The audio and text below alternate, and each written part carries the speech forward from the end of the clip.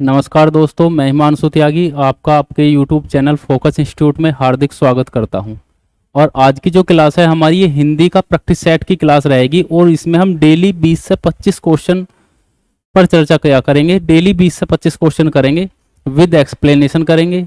ये जो हमारी क्लास है उत्तर प्रदेश में जो यूपी कांस्टेबल की वैकेंसी आने वाली हैं उनके लिए बहुत ही ज़्यादा महत्वपूर्ण है, और एसआई के लिए भी यूपी कांस्टेबल प्लस एसआई।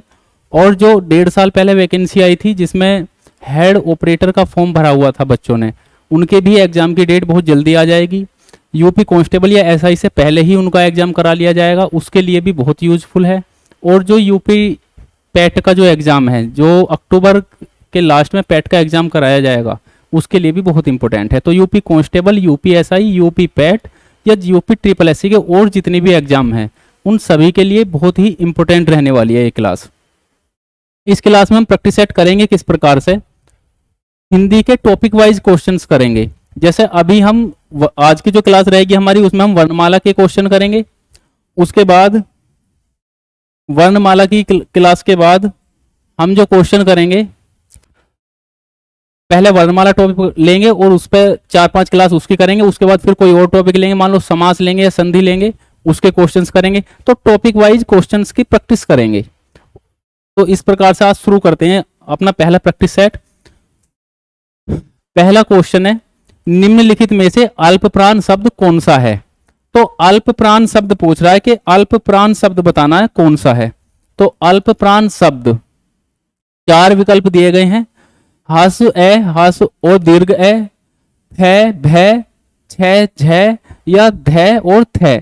तो अल्पप्राण वर्ण कौन से हैं इनमें से, तो क्या कह देंगे, हासु ए और दीर्घ ए, ये क्या है, अल्पप्राण है। देखो अल्पप्राण वर्ण कौन कौन से होते हैं, क्योंकि जरूरी नहीं यही ऑप्शन मिले, ऑप्शन कुछ और भी मिल सकते हैं। तो देखते हैं अल्पप्राण वर्ण कौन कौन से होते हैं।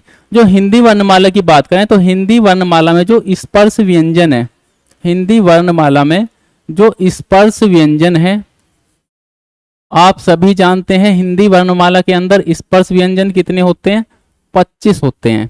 हिंदी वर्णमाला में 25 स्पर्श व्यंजन होते हैं। और इन 25 स्पर्श व्यंजन में कुछ तो क वर्ग के अंदर आ जाएंगे। जो क वर्ग के अंदर आ जाएंगे वे कौन कौन से हैं, तो याद रखेंगे क, ख, गौवर्ण और घावर्ण और अंगा, ये 5 वर्ण क वर्ग के अंदर होते हैं। उसके बाद जो ख वर्ग के अंदर है, क वर्ग और च वर्ग, ख वर्ग नहीं च वर्ग, क च ट त प। तो च वर्ग के अंदर कौन कौन से आएंगे, तो च वर्ग के अंदर कौन कौन से आ जाएंगे, च वर्ग आ जाएगा, छ वर्ग आ जाएगा, च, छ, ज, झ और इया, जो पंचम वर्ण होता है, इया। इसके बाद ट वर्ग, ट वर्ग में कौन कौन से वर्ण आ जाएंगे, ट वर्ग में ये 5 वर्ण आ जाएंगे।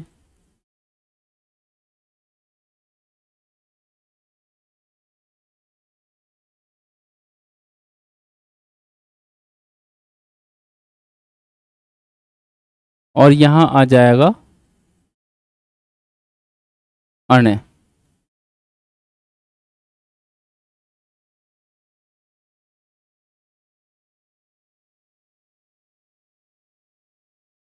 अण्य आ जाएगा। इसके बाद कै वर्ग, च वर्ग, ट वर्ग, उसके बाद आता है तय वर्ग। तय वर्ग में कौन कौन से आ जाएंगे,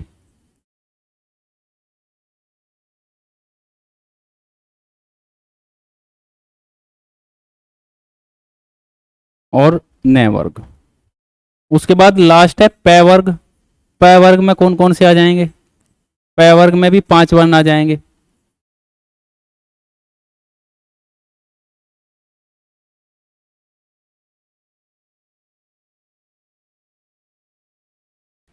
ये 5 वर्ग आ जाएंगे स्पर्श व्यंजन के अंदर। और सभी में कितने होते हैं, 25 वर्ण होते हैं। तो अगर इनमें अल्पप्राण की बात करें तो अल्पप्राण कौन से हो जाएंगे, देखो जैसे 1, 2, 3, 4 और 5, ये 5 वर्ग होते हैं। इनमें जो पहला, तीसरा और 5वां, ये तो हो जाएंगे अल्पप्राण के अंदर। ये अल्प प्राण वर्ण हो जाएंगे, और बाकी जो है वे ये क्या हो जाएंगे, महाप्राण हो जाएंगे। दूसरा और फोर्थ ये हो जाएंगे महाप्राण वर्ण। तो याद रहेगा क्योंकि अगर याद नहीं है तो कैसे विकल्प छाटोगे, विकल्प नहीं छाट पानेगे। तो इस प्रकार से इसमें अल्प प्राण वर्ण कौन से, ए और ह्रस्व ए और दीर्घ ए, इसमें क्या हो जाएंगे, अल्प प्राण हो जाएंगे। देखो जैसे भय दे रखा है, फै दे रखा है, तो फै किसमें है, महाप्राण में। उसके बाद भय दे रखा है, भय भी किसमें है, महाप्राण में। तीसरे ऑप्शन की बात करें तो धय धनुष, धय धनुष किसमें है, महाप्राण में। तो उसके बाद थ आ रहा है, थ भी किसमें है, महाप्राण में। उसके बाद छ, छ किसमें, महाप्राण में। और झ, झ झंडा भी किसमें आ जाएगा, महाप्राण के अंदर आ जाएगा। तो इस प्रकार अल्प प्राण क्या हो जाएंगे, ह्रस्व ए और दीर्घ ए। याद रखना कि जिस सभी स्वर, क्योंकि ये क्या है, ह्रस्व ए और दीर्घ ए क्या है, स्वर वर्ण है, और सभी स्वर वर्ण क्या होते हैं, अल्प प्राण होते हैं। याद रखना सभी स्वर वर्ण, सभी स्वर वर्ण क्या होते हैं, अल्प प्राण होते हैं। याद रखना भैया, अल्प प्राण होते हैं। तो इस क्वेश्चन में तो आप देखते ही कर जाओगे, अगर ये क्वेश्चन है कि इसमें जो ह्रस्व और दीर्घ ए दे रखा है जो कि स्वर वर्ण होते हैं, और स्वर सभी स्वर क्या होते हैं, अल्प प्राण होते हैं। लेकिन अगर ये ऑप्शन में ना दे के कुछ और दे, अगर स्पर्श व्यंजन में से कोई दे, तो उसके लिए आपको ये याद होना चाहिए, तभी आप छाटेंगे कौन से वर्ण अल्प प्राण है और कौन से वर्ण महाप्राण है। इसके बाद अगले क्वेश्चन पे चलते हैं। अगला क्वेश्चन है, हिंदी वर्णमाला में अयोग्य शब्द कौन से हैं। अयोग्य नहीं है, ये अयोगवा शब्द है, ये मिसप्रिंट हो गया।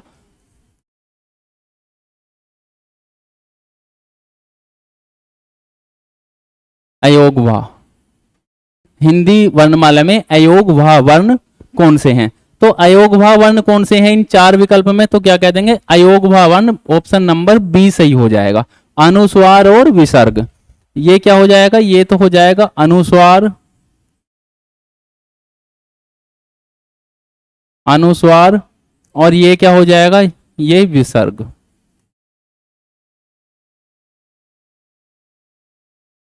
अनुस्वार और विसर्ग,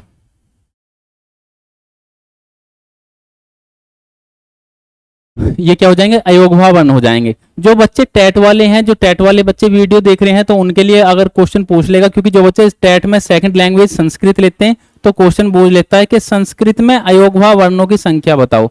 तो अगर आपसे संस्कृत में पूछता है तो क्या कह देंगे, संस्कृत में अयोगवा वर्ण कितने होते हैं। संस्कृत में जो अयोगवा वर्ण है, अयोगवा, संस्कृत के अंदर अयोगवा वर्णों की संख्या 4 होती है। संस्कृत में अयोगवा वर्ण कितने होते हैं, 4 होते हैं। एक तो अनुस्वार और एक विसर्ग, जो हिंदी भाषा में के अंतर्गत है 2, और उसके बाद एक जीवामूली और दूसरा कौन सा हो जाएगा जीवामूली के बाद, एक तो उपदमान्या, एक जीवामूली और एक उपदमान्या। संस्कृत में 4 होते हैं। तो टेट वाले बच्चों से संस्कृत में पूछ लेता है अयोगवा वर्णों की संख्या बताओ, तो 4 है। इसके बाद अगले क्वेश्चन पे चलते हैं। क्वेश्चन नंबर 3, निम्नलिखित में से नवीन विकसित ध्वनि कौन सी है। तो 4 ऑप्शन दे रखे हैं, नवीन विकसित ध्वनि पूछ रहा है, तो नवीन विकसित ध्वनि कौन सी है, ख और जय, ख और जय। ऑप्शन नंबर ए सही हो जाएगा। ऑप्शन नंबर ए में जो वर्ण लिखे हुए हैं कैसे हैं, नवीन विकसित ध्वनियां हैं। अब इसमें जो ख और जय के नीचे जो बिंदी लगी हुई है, ये पेपर में अक्सर पूछ लेता है कि ये सब क्या बोलते हैं, तो याद रखना इसे नुक्ता बोलते हैं। नुक्ता, इसे क्या बोलते हैं, नुक्ता बोलते हैं। कहां से आया, फारसी भाषा से आया है। फारसी भाषा में इसका प्रयोग किया जाता है। किसमें किया जाता है, अरबी फारसी भाषा में इसका प्रयोग किया जाता है। याद रहेगा। इसके बाद अगर इनकी बात करें तो दीर्घ ए और दीर्घ ह्रस्व ओ, ये क्या है, संयुक्त स्वर हैं।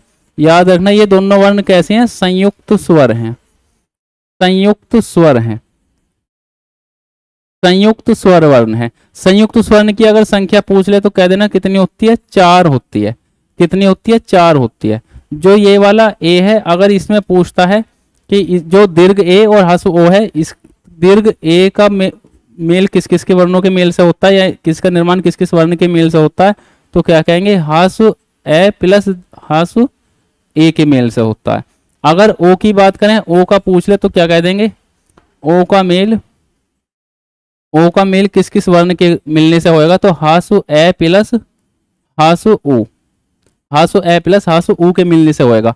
ये 4 संयुक्त वर्ण कौन कौन से होते हैं, एक तो जो अभी तुमने देखा ऑप्शन में ह्रस्व ए, दूसरा दीर्घ ए, तीसरा ह्रस्व ओ और फोर्थ हो जाएगा दीर्घ ओ।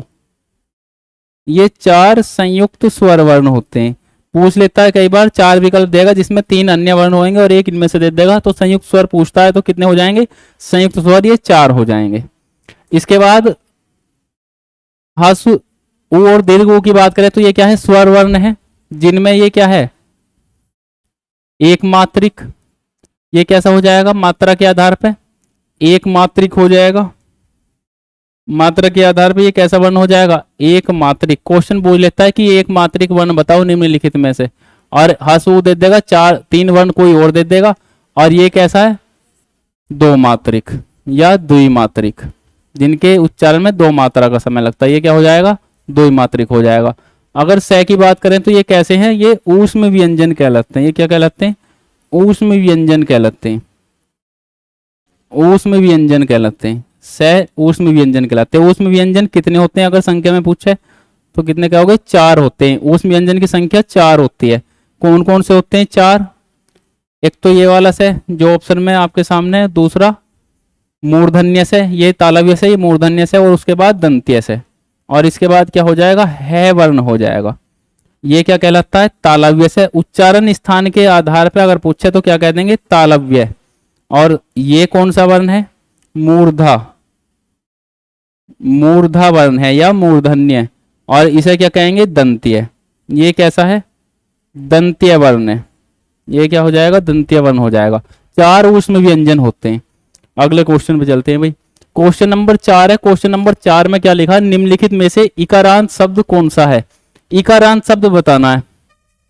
तो इकारांत शब्द कौन सा हो जाएगा, देखो इकारांत शब्द 2 प्रकार के होते हैं, एक तो छोटी एक बड़ी। तो इसमें कौन सी दे रखी है, छोटी दे रखी है, तो हमें उस शब्द को छाड़ना जिसके अंत में छोटी ई का प्रयोग हो रहा है। तो ऑप्शन नंबर बी सही हो जाएगा।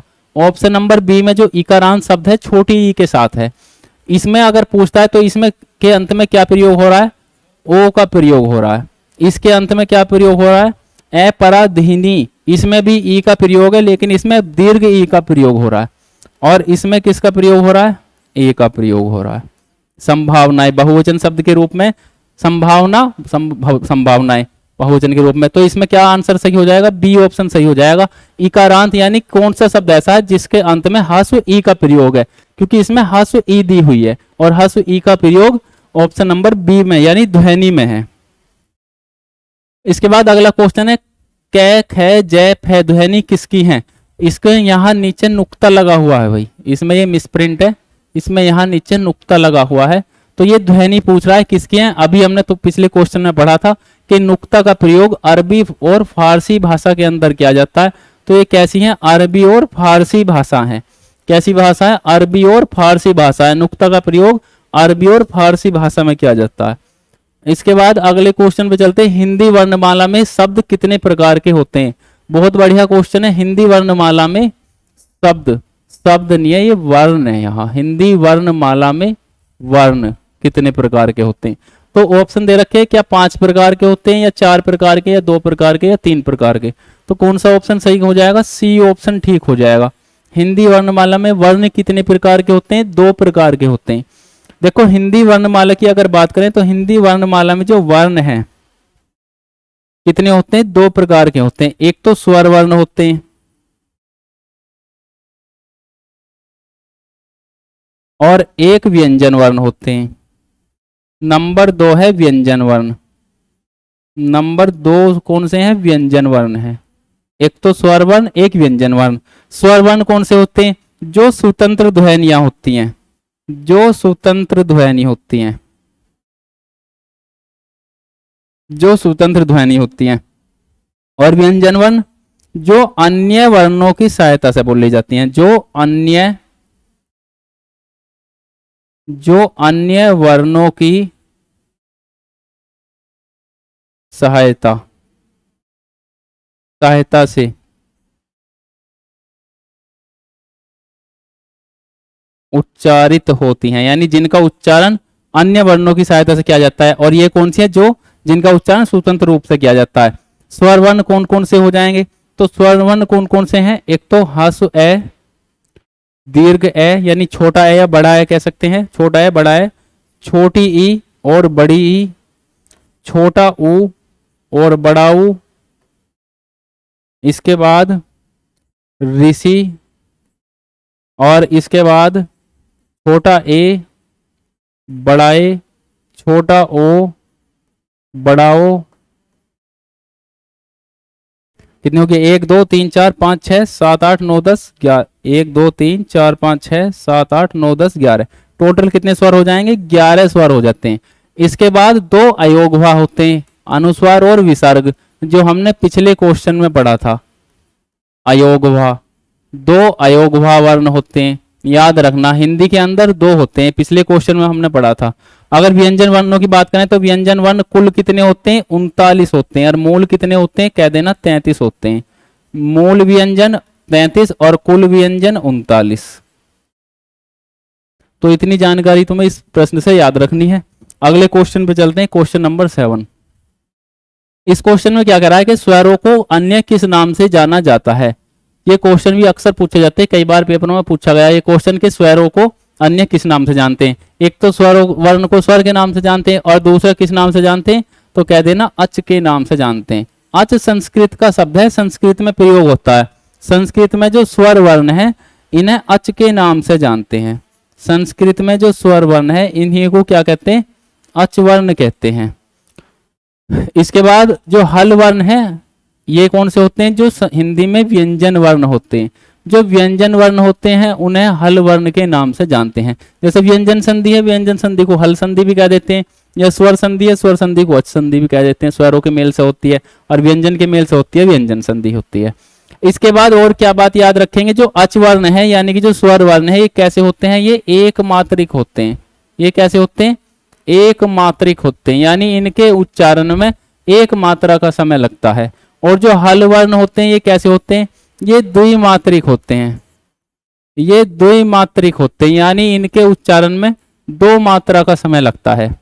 अगर प्लुत स्वर पूछ ले तो प्लुत स्वर कैसे होते हैं? ये त्रिमात्रिक होते हैं। ये कैसे होते हैं? त्रिमात्रिक होते हैं, यानी इनके उच्चारण में 3 मात्रा का समय लगता है। अगर संख्या पूछ ले तो प्लुत स्वर की संख्या कितनी होती है? क्या कह देंगे? इन्फिनिटी होती है, अनंत होती है। प्लुत स्वरों की संख्या अनंत या अनिश्चित। अनिश्चित शब्द का प्रयोग करेंगे ज्यादा ठीक रहेगा। प्लुत स्वरों की संख्या कैसी होती है? अनिश्चित। अनिश्चित होती है प्लुत स्वरों की संख्या। और हल स्वरों की कितनी होती है? जो मैंने अभी पिछले क्वेश्चन में बताया, 39 कुल और 33 मूल। इस प्रकार से याद रखेंगे। प्लुत स्वर अनिश्चित होते हैं। क्यों होते हैं? क्योंकि जो दीर्घ स्वर होते हैं, एक तो जो तीर मात्रिक वाले वे तो प्लुत है ही, एक जो दीर्घ स्वर होते हैं जैसे दीर्घ आ की मात्रा है, या दीर्घ ई की मात्रा है, या दीर्घ ऊ की मात्रा है, जब इनका हम किसी को आवाज लगाते समय यानी पुकारते समय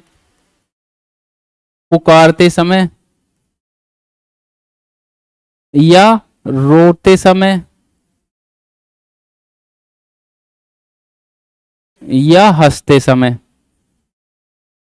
समय जिन भी स्वरों का प्रयोग किया जाता है वे सब उस समय क्या आ जाते हैं? प्लुत की कंडीशन में आ जाते हैं, क्योंकि उनकी जो मात्रा का समय है वो बढ़ जाता है, उच्चारण काल 3 गुना हो जाता है। इसके बाद अगले क्वेश्चन पे चलते हैं। 6 ध्वनि किसके अंतर्गत आती है?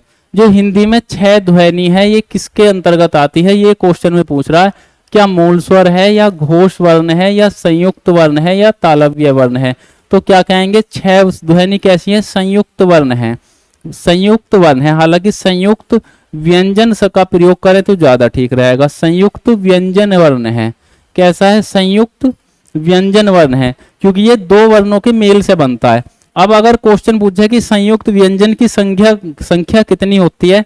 संयुक्त व्यंजन अगर पूछ ले, संयुक्त व्यंजन, तो कह देंगे संयुक्त व्यंजन कितने होते हैं जी? 4 होते हैं। कितने होते हैं संयुक्त व्यंजन? 4 होते हैं। संयुक्त व्यंजन कौन से हैं? जो 2 वर्णों के मेल से बनते हुए संयुक्त व्यंजन होते हैं। संयुक्त व्यंजन कौन कौन से हैं? एक तो 6 है, दूसरा क्या हो जाएगा?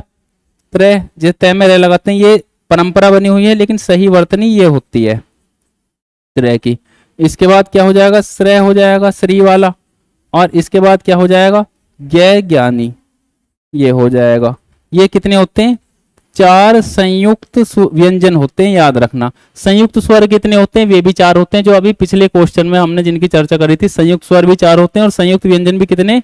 4 होते हैं। अगर मूल स्वर पूछ ले, मूल स्वर कितने होते हैं, तो मूल स्वर और संध्या स्वर या पश्च स्वर जो होते हैं, तो उनमें जो मूल स्वर है वो कितने होते हैं? 4 होते हैं। मूल स्वर कितने होते हैं? 4 होते हैं। मूल स्वर, संध्या स्वर और पश्च स्वर, जो जीवा के भाग के आधार पर विभाजित है। जीवा के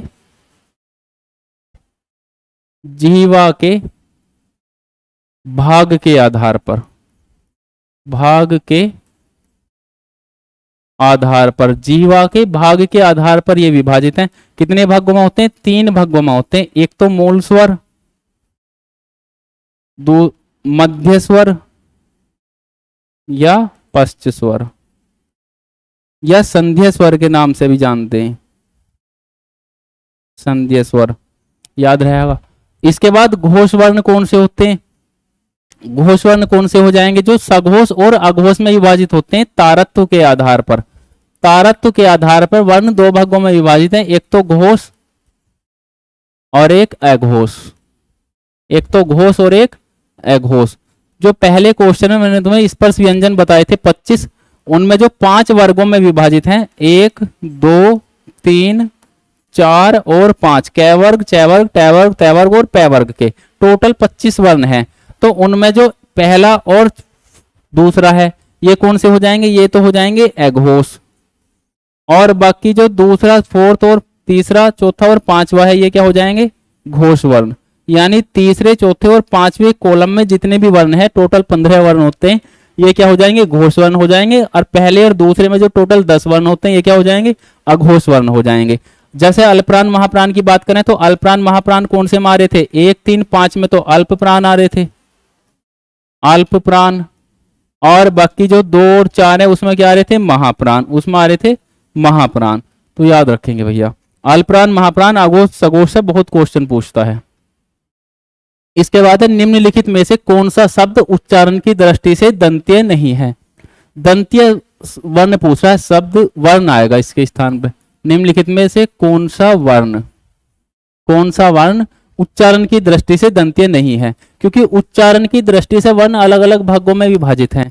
एक तो कुछ वर्ण कंठीय होते हैं, कुछ वर्ण मूर्धन्य होते हैं, कुछ वर्ण तालव्य होते हैं, कुछ वर्ण दंत्य होते हैं और कुछ वर्ण ओष्ठ्य होते हैं, कुछ कंठोष्ठ, कुछ दंतोष्ठ होते हैं। तो ये पूछ रहा है कि उच्चारण की दृष्टि से कौन सा वर्ण दंत्य नहीं है। देखो, नहीं है वाले क्वेश्चनों पर विशेष ध्यान देना। जो नहीं है इसे अंडरलाइन कर लिया करो, क्योंकि अक्सर ऐसा होता है कि उच्चारण की दृष्टि से कौन से वर्ण दंत्य नहीं है, और ये लगा देते हैं जो कौन से दंत्य हैं। तो कौन से दंत्य नहीं है ये पूछ रहा है। तो देखो, जो पहला है, पहले नंबर पे क्या आ जाएंगे? कंठीय, कंठ वर्ण आ जाएंगे, कंठ, तालु, और उसके बाद मूर्धा, और उसके बाद आ जाएंगे दंत या दंत्य, और इसके बाद आते हैं क्या? ओष्ठ्य। ये बिल्कुल जो क्रम मैं बता रहा हूं, ये कौन सा क्रम है? जो वर्गीय व्यंजन का क्रम है। कै वर्ग, चै वर्ग, टै वर्ग, और ये तै वर्ग, और ये पै वर्ग। तो इसमें दंत्य कौन से आ रहे हैं? तै वर्ग वाले। तो तै वर्ग वाले कौन से हैं? देखो, तै वर्ग में तै वर्ण ही सबसे पहले आता है, तो ये दंत्य नहीं है, पूछ रहा नहीं है। तो नहीं है कौन सा? तै, थे और दै भी आ जाएगा, ये भी क्या होगा? दंत्य हो जाएगा, और नै भी दंत्य हो जाएगा। तो आंसर सही क्या हो जाएगा? टै हो जाएगा। तै, थे, दै, धै, नै। जो तै वर्ग के होते हैं, हमने अभी क्या देखा? तै वर्ग वाले क्या है? दंत्य हैं। तो तै वर्ग में दंत्य कौन कौन है? जो पिछले क्वेश्चन में मैंने तुम्हें बताया, तै, उसके बाद थे, उसके बाद दै, और उसके बाद धै। तै, थे, दै, धै और नै, ये 5 वर्ण कैसे हैं? दंत्य हैं। और ये कह रहा दंत्य नहीं है, यानी कि जो इन 5 में ना हो वो दंत्य हो जाएगा। तो कौन सा है? टै वर्ग है, जो इन 5 में नहीं है। नै भी है, तै भी है, दै भी है, ये सब क्या है? दंत्य हैं। तो कौन सा दंत्य नहीं है? दंत्य कौन सा नहीं है? टै नहीं है। टै कौन सा हो जाएगा? मूर्धन्य वर्ण हो जाएगा, टै वर्ग का। अगले क्वेश्चन पे चलते हैं। क्वेश्चन नंबर 10, स्पर्श संघर्षी वर्ण कितने हैं? तो स्पर्श संघर्षी वर्ण कितने हैं? स्पर्श संघर्षी वर्ण 2 है, 4 है, 6 है, 5 है। तो कितने हैं, 4 होते हैं स्पर्श संघर्षी वर्ण। अब देखेंगे स्पर्श संघर्षी वर्ण कौन से हैं जो 4 होते हैं, क्योंकि पूछ सकता है कौन कौन से हैं। मान लो ऐसा क्वेश्चन दे देगा कि निम्नलिखित में से स्पर्श संघर्षी वर्ण छांटिए कौन सा है, 3 वर्ण दे देगा, एक स्पर्श संघर्षी दे देगा, तो पता होना चाहिए स्पर्श संघर्षी कौन से हैं। देखो स्टार्टिंग में मैंने तुम्हें स्पर्श वर्ण पढ़ाए थे, जो स्पर्श वर्ण है, स्पर्श व्यंजन, ये कितने हैं स्पर्श व्यंजन, 25 हैं। कौन कौन से हैं जो स्टार्टिंग में हमने पढ़ा, एक तो कै वर्ग वाले पढ़े, कै वर्ग वाले कौन कौन से, ये जो 5 वर्ण है,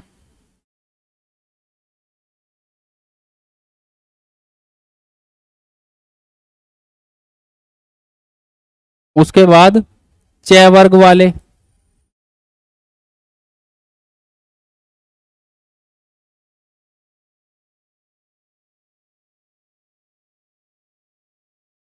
उसके बाद टै वर्ग वाले,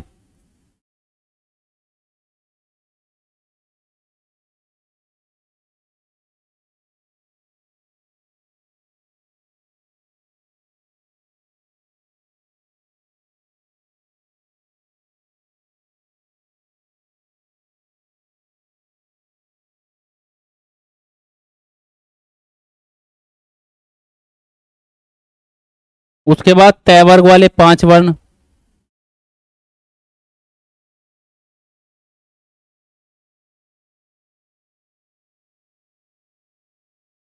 इसके बाद लास्ट है पै वर्ग वाले 5 वर्ण। पै वर्ग में 5 वर्ण कौन कौन से आ जाएंगे, ये 5 वर्ण आ जाएंगे।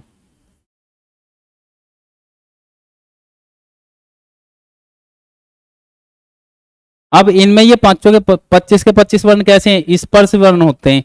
लेकिन अब इन ये जो 25 स्पर्श व्यंजन है, इनमें 5 तो ऐसे हैं जो नासिक्य है यानी पंचम वर्ण है, और बाकी कुल कितने 16, और मूल कितने होते हैं, कुल 25 और मूल कितने होते हैं 16। लेकिन ये पूछ रहा है स्पर्श संघर्षी, तो स्पर्श संघर्षी कौन से हो जाएंगे, देखो पहले तो ये 25 वर्ण कितने हो जाएंगे, कुल स्पर्श हो जाएंगे। जो मूल स्पर्श होते हैं वे 16 होते हैं, तो उसमें कौन कौन से काउंट नहीं होने के, उसमें ये वाले काउंट नहीं होने के, एक तो ये काउंट नहीं होने के, और एक उसमें ये चारों काउंट नहीं होने के, ये काउंट नहीं होने के। तो अब स्पर्श संघर्षी, स्पर्श तो ये सारे हैं प्लस संघर्षी, तो कुछ विद्वानों के अनुसार ये जो चय वर्ग वाले हैं इन्हें स्पर्श संघर्षी में रखा गया है, स्पर्श संघर्षी। हालांकि स्पर्श तो व्यंजन तो है ही, लेकिन कुछ विद्वानों द्वारा इसे स्पर्श संघर्षी में रखा गया, क्योंकि जीभ जब इनका उच्चारण करती है तो टच करने के बाद थोड़ा संघर्ष करती है, स्पर्श करने के बाद संघर्ष करती है। तो ये जो 4 वर्ण हैं ये स्पर्श संघर्षी होते हैं, याद रखना। टोटल वर्ण पूछ ले कुल स्पर्श व्यंजन कितने, तो ये 25 होते हैं। मूल स्पर्श पूछ ले तो 16 होते हैं, ये 4 ये 4 ये 4 ये 4 ये, टोटल कितने हो जाएंगे, 16 हो जाएंगे। ये क्या हो जाएंगे, नासिक्य वर्ण हो जाएंगे, नासिक्य या पंचम वर्ण, याद रखना पंचम वर्ण। और ये क्या हो जाएंगे, स्पर्श संघर्षी हो जाएंगे, याद रहेगा भाई। अगले क्वेश्चन पे चलते हैं। हिंदी भाषा में कुल कितने वर्ण हैं, ये पूछ रहा है कि हिंदी भाषा में कुल कितने वर्ण हैं, डिजिट से क्वेश्चन पूछ लेता है। तो हिंदी भाषा में कुल कितने वर्ण है, अगर क्वेश्चन पूछ ले कह देना 52 वर्ण है हिंदी भाषा में। कुल कितने वर्ण है, 52 वर्ण है। इसके बाद 46 ऑप्शन में दे रखा है, 46 कितने हैं, 46 मूल वर्ण होते हैं, 46 मूल वर्ण होते हैं। लेकिन ध्यान रखना आयोग ने 44 मानना था भैया, आयोग के अनुसार कितने हैं, आयोग के अनुसार 44 हैं, आयोग के अनुसार 44 हैं, याद रखेंगे। इसके बाद 39 क्या है, 39 के संबंध में क्या बात याद रखनी है, ये कुल व्यंजन वर्ण होते हैं, कुल व्यंजन वर्ण होते हैं 39। अगर मूल पूछ ले, मूल व्यंजन वर्ण कितने होते हैं, तो मूल व्यंजन वर्ण कितने होते हैं, कह देना 33 होते हैं, मूल व्यंजन वर्ण 33 होते हैं, याद रहेगा। इसके बाद कुल वर्ण कितने हैं, 52, या सही आंसर इसका ये हो जाएगा। और मूल कितने 46 है, आयोग ने कितने बनना, 44 बनना है। तो ये डिजिट से संबंधित क्वेश्चन पूछ लेता है, याद रखना। इसके बाद अगला क्वेश्चन है मूल स्पर्श व्यंजन कितने होते हैं, जो इससे पहले क्वेश्चन में हम चर्चा कर रहे थे, मूल स्पर्श व्यंजन कितने। तो मूल स्पर्श व्यंजन कितने, क्या कहना 16, मूल स्पर्श व्यंजन कितने होते हैं? 16 होते हैं। अगर कुल स्पर्श व्यंजन पूछ ले तो ये जो 25 संख्या दे रखी है ये कुल स्पर्श व्यंजनों की है। कुल स्पर्श व्यंजन, कुल स्पर्श व्यंजन होते हैं 25। 39 जो अभी पिछले क्वेश्चन में देखा हमने कुल स्पर्श व्यंजन 25 और कुल व्यंजन 39। और 33 किसकी संख्या है? मूल व्यंजन वर्ण कितने होते हैं? 33 होते हैं। मूल व्यंजन वर्ण कितने? 33 हैं। और 16 क्या है? मूल स्पर्श व्यंजन होते हैं, जो अभी पिछले क्वेश्चन में मैंने तुम्हें बताया, जो नासिक्य वर्ण और स्पर्श संघर्षी वर्ण उसमें से निकाल देते हैं, तो नासिक्य वर्ण निकाल देते हैं, तो बाकी जो बचते हैं वे क्या बचते हैं? मूल स्पर्श व्यंजन बचते हैं 4। चलो अगला क्वेश्चन क्या है? हिंदी भाषा में स्वर कितने होते हैं? स्वर कितने होते हैं ऐसा क्वेश्चन बोल रहा है। हिंदी भाषा में स्वर कितने होते हैं? तो क्या कहेंगे? 11 होते हैं। हिंदी भाषा में स्वर कितने होते हैं? 11 होते हैं, जो अभी पिछले क्वेश्चन में मैंने तुम्हें बताया कौन कौन से होते हैं। एक जो 11 वर्ण है, ये जो कुल स्वर हैं ये 11 होते हैं। अगर मात्राओं के आधार पर आपसे पूछ ले कि मात्राओं के आधार पर इनका क्या विभाजन है, तो मात्राओं के आधार पर ये जो 11 स्वर हैं ये 3 भागों में विभाजित हैं। कौन कौन से? एक तो ह्रस्व स्वर, और दूसरा दीर्घ स्वर, और तीसरा प्लुत स्वर। तीसरा है प्लुत स्वर। तो इसमें जो ह्रस्व स्वर है ये कितने होते हैं? अगर क्वेश्चन पूछे तो कहना 4 होते हैं। कौन से? एक तो छोटा ए या ह्रस्व ए, एक छोटा ऊ, एक छोटा ई, और एक री। री भी किस में आएगा? ह्रस्व स्वर में आ जाएगा। इसके बाद दीर्घ स्वर अगर पूछे तो कह देना कितने होते हैं? टोटल 7 होते हैं दीर्घ स्वर। कौन कौन से होते हैं? एक तो बड़ा ए, एक बड़ा ई, एक बड़ा ऊ, और एक क्या होएगा? जो 4 मैंने अभी तुम्हें बताए थे संयुक्त स्वर, वे 4 आ जाएंगे। एक तो ह्रस्व ए आ जाएगा, एक दीर्घ ए आ जाएगा, एक ह्रस्व ओ आ जाएगा, एक दीर्घ ओ आ जाएगा, ये आ जाएगा। इसके बाद प्लुत कितने होते हैं? प्लुत मैंने तुम्हें बताया, प्लुत क्या होते हैं? अनिश्चित होते हैं प्लुत। कौन से होते हैं? त्रिमात्रिक। जैसे राम लिखना है तो क्या लिखेंगे? इस प्रकार से राम थोड़ा खिंच जाता है तो ये क्या हो जाएगा? त्रिमात्रिक हो जाएगा। ये क्या आ जाएंगे? प्लुत स्वर में आ जाएंगे। तो इस प्रकार से हिंदी भाषा में स्वर कितने होते हैं? 11 होते हैं। और 11 स्वर अगर पूछ ले मात्राओं के आधार पर स्वर कितने भागों में विभाजित है, कहना 3 भागों में विभाजित है। एक स्वर वर्ण, एक ह्रस्व स्वर, एक दीर्घ स्वर, एक प्लुत स्वर। ह्रस्व स्वर कितने? 4, और दीर्घ स्वर कितने? 7, और प्लुत स्वर कितने? अनिश्चित होते हैं। प्लुत स्वर की अगर संख्या पूछ ले तो कह देना अनिश्चित होती है प्लुत स्वर की संख्या। अब ह्रस्व स्वर 4 कौन कौन से होते हैं ऐसे क्वेश्चन पूछ लेगा, तो ये जो 4 हैं ये ह्रस्व स्वर होते हैं, और दीर्घ स्वर ये 7 होते हैं। प्लुत स्वर अनिश्चित है। अब एक क्वेश्चन और पूछता है कि केवल दीर्घ स्वर कितने? अगर केवल दीर्घ स्वर कह के पूछ ले तो ये 3 होते हैं। केवल दीर्घ स्वर कितने? ये 3 होते हैं केवल दीर्घ स्वर। और ये क्या हो जाएंगे? ये संयुक्त स्वर हो जाएंगे, जो मैंने तुम्हें अभी पिछली बार क्वेश्चन में बताया। ये क्या हो जाएंगे? संयुक्त स्वर हो जाएंगे। याद रहेगा भाई। अगले क्वेश्चन पे चलो। हिंदी भाषा की मौखिक इकाई क्या है? क्वेश्चन बोल रहा है हिंदी भाषा की मौखिक इकाई क्या है? तो हिंदी भाषा की मौखिक इकाई क्या है? ध्वनि है। हिंदी भाषा की मौखिक इकाई क्या है? ध्वनि होती है। क्वेश्चन ऐसे भी पूछ सकता है कि हिंदी भाषा की लघुत्तम मौखिक इकाई क्या है? तो ध्वनि है। अब ध्वनि किस प्रकार से? जैसे न, च, ट, त, प का हम उच्चारण करते हैं, किसी भी स्वर या व्यंजन वर्ण का उच्चारण करते हैं मौखिक रूप से, तो वो क्या है? मौखिक इकाई कहलाती है। ध्वनि के रूप में हम उसका उच्चारण करते हैं। इसके बाद अक्षर, शब्द और वाक्य पूछ रहा है, ये क्या होते हैं? तो देखो एक क्वेश्चन पूछ सकता है अक्षर क्या होता है। अक्षर और वर्ण में भेद समझो क्या होता है। एक तो जैसे मान लो मैंने लिख दिया न या तय लिख दिया, तो ये अब किस अवस्था में है? ये है वर्ण। ये क्या कहलाएंगे? वर्ण कहलाएंगे। ये क्या कहलाएंगे भैया? वर्ण कहलाएंगे। और अगर जितने भी वर्ण वे क्या होते हैं? जितने भी वर्ण है वे क्या होते हैं? अर्धमात्रिक होते हैं। सारे वर्ण अर्धमात्रिक होते हैं, अर्धमात्रिक होते हैं। तो अर्धमात्रिक मतलब कि जब इनका विखंडन किया जाएगा तो ये किस प्रकार से इनका खंडन हो जाएगा, इस प्रकार हो जाएगा। इसका खंडन किस प्रकार हो जाएगा, ऐसा हो जाएगा।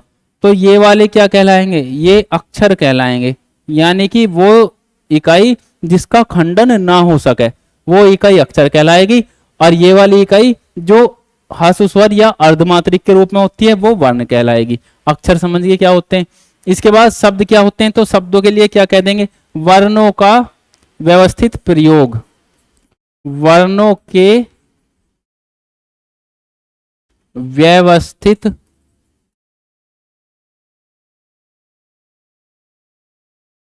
वर्णों के व्यवस्थित प्रयोग से शब्द का निर्माण होता है। वाक्य क्या कह देंगे, शब्दों का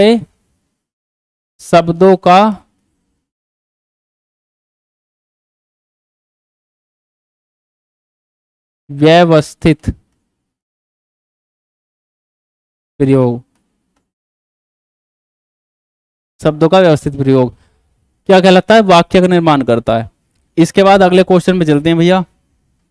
अगला क्वेश्चन क्या है, वर्णमाला किसे कहते हैं। बहुत ही बढ़िया क्वेश्चन है, वर्णमाला किसे कहते हैं। देखो जो हिंदी वर्णमाला है, अभी हम हिंदी वर्णमाला के सारे क्वेश्चन कर रहे हैं, तो इसमें हम क्या डिस्कस कर रहे हैं, स्वर और व्यंजन का डिस्कशन कर रहे हैं। स्वर क्या है, व्यंजन क्या है। तो वर्णमाला जो होती है, जो हिंदी भाषा के अंदर जो 52 वर्ण हैं, जिनमें कुछ स्वर हैं कुछ व्यंजन है, उन सब का जो व्यवस्थित समूह है वो वर्णमाला कहलाता है। तो क्या कह देंगे, शब्दों के समूह को, वर्णों के संकलन को, वर्णों के व्यवस्थित समूह को या शब्द गणना को। तो वर्णों के व्यवस्थित समूह को, वर्णों का जो व्यवस्थित समूह है वो क्या कहलाएगा, वर्णमाला कहलाएगा। जो हमने शब्द देखा उसमें व्यवस्थित समूह या प्रयोगिक समूह कह सकते हैं। प्रयोग के आधार पर जब हम वर्णों को व्यवस्थित करते हैं वो शब्द बनाते हैं, और वर्णों का व्यवस्थित समूह जो वर्णमाला में, वो वर्णमाला कहलाता है। याद रहेगा। शब्दों के समूह से क्या बनता है, शब्दों के समूह से क्या बनेगा, वाक्य बनेगा। और जैसे अलग अलग शब्द हैं, जब उन शब्दों का एक ही वाक्य में प्रयोग कर लेंगे तो फिर वो क्या कहलाएंगे, पद कहलाएंगे।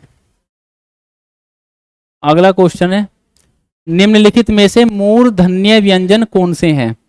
निम्नलिखित में से मूर्धन्य व्यंजन कौन से हैं। तो मूर्धा व्यंजन कौन से हैं, जो मैंने तुम्हें अभी बताया कि उच्चारण स्थान के आधार पर व्यंजन अलग अलग प्रकार के होते हैं। कुछ कंठ होते हैं, कुछ कंठ तालु मूर्धा होते हैं। तो मूर्धा कौन से होते हैं, जो च वर्ग वाले होते हैं। और च वर्ग में कौन कौन से, च और छ हैं, ये क्या है, मूर्धा है। कंठ कौन कौन से हो जाएंगे, जो क और ख वर्ण दे रखे हैं, ये क्या हो जाएंगे, ये कंठ्य, ये कंठ्य वर्ण हो जाएंगे, ये कंठ्य वर्ण हो जाएंगे। इसके बाद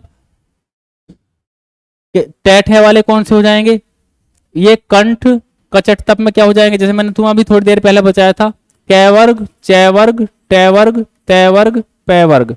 तो ये कौन से, कंठ्य, ये कौन से हो जाएंगे, कंठ वर्ण हो जाएंगे। ये क्या हो जाएंगे, तालु वर्ण हो जाएंगे, कंठ तालु। तो मूर्धन्य व्यंजन पूछ रहा है, ये मूर्धन्य व्यंजन कौन से हैं भाई, क वर्ग, च वर्ग, ट वर्ग, कंठ वर्ण, तालु वर्ण, ये क्या हो जाएंगे, मूर्धा वर्ण हो जाएंगे। और उसके बाद ये क्या हो जाएंगे, दंत्य वर्ण हो जाएंगे। उसके बाद ये क्या हो जाएंगे, ओष्ठ्य वर्ण हो जाएंगे। अब देखो कौन से इसमें बैठ रहे हैं, ये ओष्ठ्य वर्ण हो जाएंगे। तो ये मूर्धन्य वर्ण पूछ रहा, मूर्धन्य वर्ण कौन से हो जाएंगे, ट वर्ग वाले हो जाएंगे। ट वर्ग वाले क्या हो जाएंगे, मूर्धन्य वर्ण हो जाएंगे। इसके बाद क कौन से हो जाएंगे, कंठ्य वर्ण हो जाएंगे। इसके बाद द ध की बात करें तो ये किस में आएंगे, त वर्ग में आएंगे, त थ द ध। और ये क्या हो जाएंगे, दंत्य वर्ण हो जाएंगे। ये क्या हो जाएंगे, दंत्य वर्ण हो जाएंगे। ये द ध क्या हो जाएंगे, दंत्य वर्ण हो जाएंगे। अगर च छ की बात करें तो च छ क्या हो जाए, च और ज क्या हो जाएंगे, च वर्ग में आएंगे, ये तालु वर्ण हो जाएंगे। ये क्या हो जाएंगे, तालव्य वर्ण हो जाएंगे, तालव्य या तालु। टैठ क्या हो जाएंगे, मूर्धा हो जाएंगे, कंठ तालु मूर्धा, याद रखना। क वर्ग वाले सभी कंठ्य, च वर्ग वाले सभी तालु, कंठ तालु, और ट वर्ग वाले मूर्धा ट, क्योंकि कंठ कौन से, जिनमें आवाज कंठ से निकलती है, और तालु कौन से, जिनमें जीभ तालु पे टच करती है। जो हमारा ऊपर का जबड़ा होता है दांत का, वो जो अंदर की तरफ निकला होता है उसे तालु बोलते हैं। तो च वर्ग वाले जितने भी हैं उनके उच्चारण के लिए जीभ तालु पे टच करती है, इसलिए तालव्य हैं। ट वर्ग वाले जिनमें जीभ टच करने के बाद मुड़ जाती है, ट वर्ग वाले जितने भी हैं इनमें जीभ टच करती है और मुड़ जाती है, ट ठ ड। तो ये मूर्धा कहलाएंगे। दंत्य जिनमें जीभ दांत के मूल में यानी जड़ में टच करती है। प वर्ग जो ओष्ठ्य हैं, जिनके उच्चारण के लिए होठ की आवश्यकता पड़ती है, वो ओष्ठ्य वर्ण कहलाते हैं। इसके बाद अगला क्वेश्चन है, निम्नलिखित में से अंतस्थ शब्द बताओ, अंतस्थ वर्ण बताओ, अंतस्थ क्या बताओ, वर्ण बताओ, निम्नलिखित में से अंतस्थ वर्ण बताओ। तो अंतस्थ वर्ण कौन कौन से होते हैं, जो ये वे रेले वाले वर्ण है, तो इसमें क्या कह देंगे, बी ऑप्शन। जो रे है ये कैसा है, अंतस्थ वर्ण होते हैं। अब अंतस्थ वर्ण होते कौन से हैं, अंतस्थ वर्ण 4 होते हैं। अंतस्थ वर्ण की अगर संख्या पूछे तो कहना 4 होते हैं। कौन कौन से होते हैं, ये वर्ण, रे वर्ण, ले वर्ण और वे वर्ण। ये रे ले वे, ये 4 अंतस्थ वर्ण होते हैं। इसके बाद दिया है से, ये कैसा है, ऊष्म वर्ण है, ये कैसा है, ऊष्म वर्ण है। उसके बाद दे रखा है दंत्य से। अच्छा, उच्चारण स्थान के आधार पर ये कौन सा से है, तो उच्चारण स्थान के आधार पर ये तालव्य है, और ये उच्चारण स्थान के आधार पर कैसा है, दंत्य, दंत्य है। और कैसा है, ऊष्म वर्ण है, ये भी विभाजन के आधार पर ऊष्म वर्ण है। और ये कैसा, अंतस्थ, और ये कैसा है, ये भी ऊष्म वर्ण है, क्योंकि ऊष्म वर्ण 4 होते हैं जिनमें तीनों से और है होते हैं ऊष्म वर्ण में। याद रहेगा, अगर उच्चारण स्थान के आधार पर पूछे तो ये क्या होता है, कंठ्य वर्ण होता है। क्या होता है, कंठ्य वर्ण होता है उच्चारण स्थान के आधार पर। है कैसा है, कंठ्य वर्ण है, याद रहेगा। अगले क्वेश्चन पे चलते हैं। उत्क्षिप्त वर्ण कितने होते हैं, तो उत्क्षिप्त वर्ण कितने हैं, उत्क्षिप्त वर्ण 2 होते हैं। 2 कौन कौन से हैं, एक तो ये वाला और एक ये वाला। ये आपने हिंदी में जरूर पढ़े होंगे।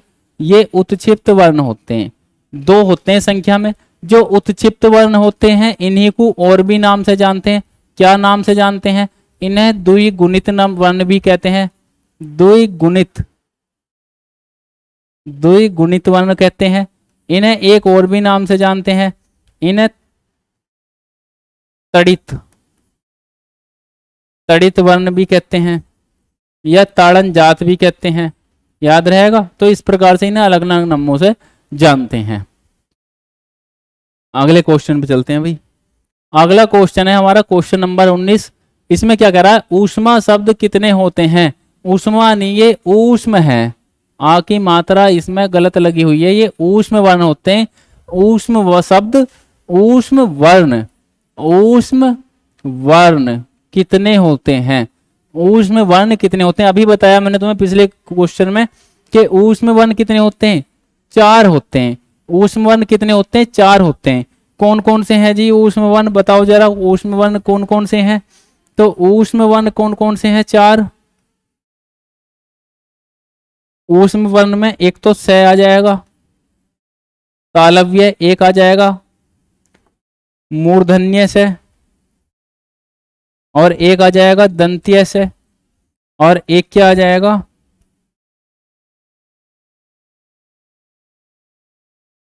है। तीनों से और है, ये क्या होते हैं, ऊष्म वर्ण होते हैं। क्रम इनका यही होता है, उत्पत्ति का क्रम यही है, याद रखना। हिंदी वर्णमाला के अंदर इनका क्रम यही है, याद रखना। ठीक है भाई, अगले क्वेश्चन पे चलते। अगला क्वेश्चन है, मूल व्यंजन कितने हैं। मूल व्यंजन पूछ रहा है, मूल व्यंजन कितने हैं। तो मूल व्यंजन कितने होते हैं, पिछले क्वेश्चन में इसका जिक्र किया था मैंने कि मूल व्यंजन कितने हैं। मूल व्यंजन होते हैं 33। अगर कुल व्यंजन पूछ ले तो कुल व्यंजन कितने होते हैं, 39। कुल व्यंजन होते हैं 39, कुल व्यंजन होते हैं 39। 25 क्या होते हैं, कुल स्पर्श व्यंजन होते हैं। कुल स्पर्श व्यंजन होते हैं। कुल स्पर्श व्यंजन कितने होते हैं, 25। और मूल स्पर्श व्यंजन कितने होते हैं, मूल स्पर्श व्यंजन अगर आपसे पूछता है तो कह देना 16 होते हैं। इसी वीडियो में ये बात पहले भी हम बता चुके हैं। तो मूल व्यंजन कितने, 33, कुल व्यंजन 39, मूल स्पर्श व्यंजन 16 और कुल स्पर्श व्यंजन कितने, 25। मूल स्पर्श व्यंजन याद रखना। ठीक है, कौन से हैं मूल स्पर्श, कौन से हैं कुल स्पर्श, ये मैं तुम्हें बता चुका हूं। तो इस प्रकार से 20 क्वेश्चन हमारे थे जो हम कंप्लीट कर चुके हैं हिंदी भाषा के। हिंदी के अंदर हमारा पहला प्रैक्टिस सेट था हिंदी के क्वेश्चन से, और इसमें पहला टॉपिक हमने वर्णमाला रखा है, वर्णमाला से कुछ सिलेक्टेड 20 क्वेश्चन कराने की कोशिश करी है। इसके बाद आने वाली वीडियो में हम और भी वर्णमाला के ही क्वेश्चन अभी करेंगे। तो इस प्रकार से करेंगे कि एक एक टॉपिक के ज्यादा से ज्यादा क्वेश्चन करेंगे, पहले वर्णमाला के ज्यादा से ज्यादा क्वेश्चन करेंगे, उसके बाद कोई और टॉपिक उठा लेंगे, उसके ज्यादा से ज्यादा क्वेश्चन करेंगे। तो ये एक अच्छी प्रैक्टिस हो जाएगी आपकी। और सभी चैनल को सब्सक्राइब कर लें ताकि आपको डेली का डेली नोटिफिकेशन मिलता रहे और आपकी हिंदी में बेहतर तैयारी अपनी कर पाएं। चलिए दोस्तों, मैं हिमांशु त्यागी, मुझे दीजिए इजाजत। धन्यवाद।